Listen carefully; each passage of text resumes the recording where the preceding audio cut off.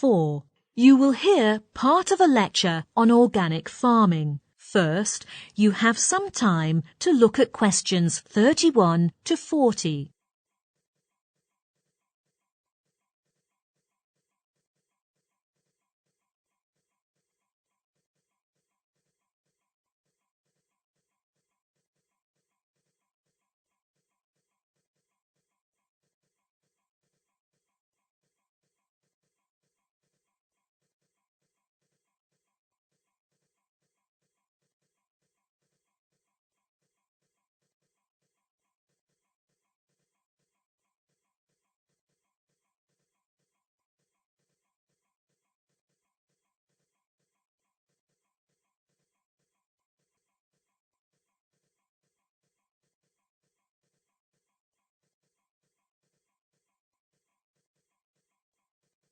Now, listen carefully and answer questions 31 to 40.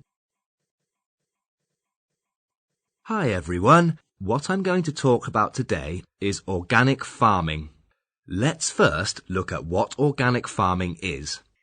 It can be defined as one or more systems of production which don't use synthetic fertilizers, man-made pesticides, herbicides, antibiotics, or livestock feed additives to grow crops and raise animals. Virtually all organic farmers prefer to use renewable resources and recycling to give what conventional farmers might consider waste back to the soil of Mother Nature. From this, we can see organic farming is a sustainable production system, which is one of its advantages. Organic farmers use numerous techniques to promote the quality of life of plants and animals within existing ecosystems and minimize pollution that occurs with all conventional farming practices. Another benefit is that, with the increasing consumer demand for a healthier, more nutritionally balanced product, the sales of organically produced food are promoted. According to the research, it has become the fastest growing sector of agriculture and has shown an annual increase of at least 20% during the last 6 years.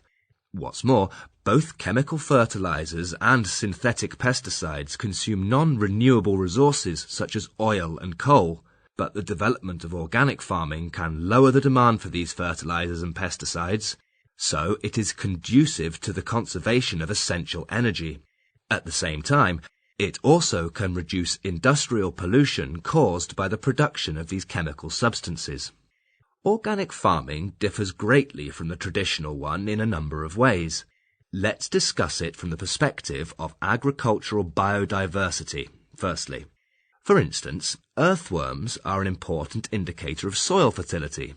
Studies have shown that the density and species number of earthworms in organically managed soils are 3 times as high as those in conventional fields. Moreover, the biodiversity in organic farming can also be reflected in the number of insects, which is twice as many as those in traditional farms.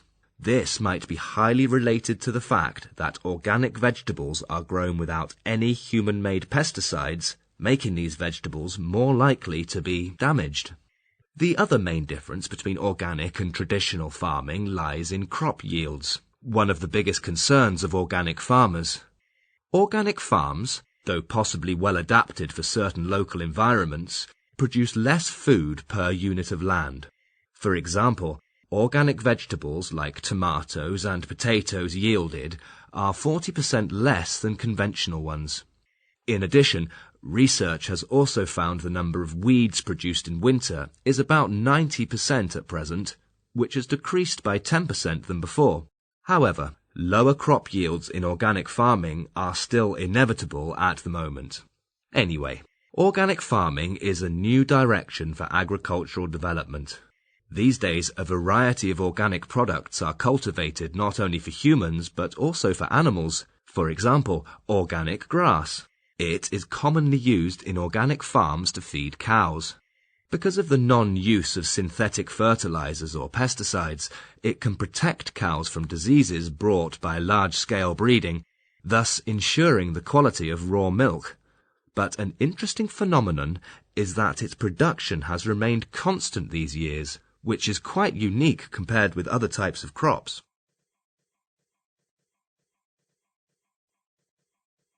Research on organic farming has covered various aspects and involved many countries.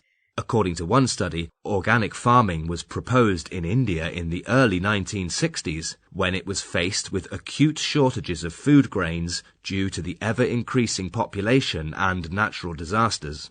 Although it could not be applied successfully at first, as farmers had been familiar with conventional instructions, proponents of organic farming claimed that organic agriculture emphasized biodiversity and effective soil management could enhance the capacity to mitigate and even reverse the effects of climate change. So, India needed organic farming along with modern scientific agriculture.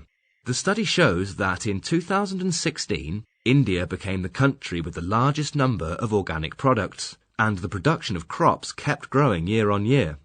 Another international review about organic farming presents in the first part that people today have become increasingly interested in organic food, and this opinion is quite the same as that of other articles. But what impressed me most was the volume of the investigation the author did in different countries. He conducted a survey in 99 countries, of which 66 are convinced that organic farming is beneficial to animals, while 8 hold the opposite opinion, and the remaining 25 say it is inconclusive. Therefore, the last part of the review is mainly talking about whether organic farming brings positive effects to animals. We can see there are different views about the advantages of organic farming. Some may think it can provide more nutritious and healthier food. Others may say it can protect the natural environment and benefit wildlife. However, as far as I'm concerned, it's you, the ones who buy organic products, that will decide what they can bring to you, because market demand determines everything. Okay, that's all I want to say. Now, let's open it up for discussion. That is the end of Part 4. You now have 1 minute to check your answers to Part 4.